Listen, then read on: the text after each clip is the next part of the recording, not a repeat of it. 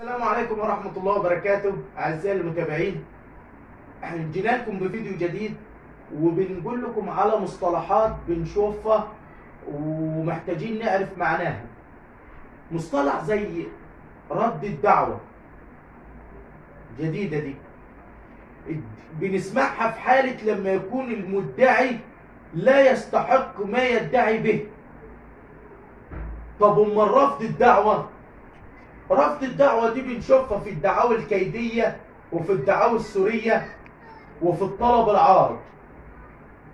طب امال عدم قبول الدعوة ده لما ما تكونش ليه صفة المدعي في رفع دعواه، عدم وجود الصفة بيديها عدم قبول نظر الدعوة. طب امال صرف النظر ده ايه ده لما المدعي ما يحررش اصلا دعوة، فاحنا بنصرف النظر. لو ما هو ما يحددش طلبات ليه، ما بيقولش هو عايز ايه، فاحنا بنصرف نظر عن الدعوة، فبيبقى صرف النظر عن الدعوة.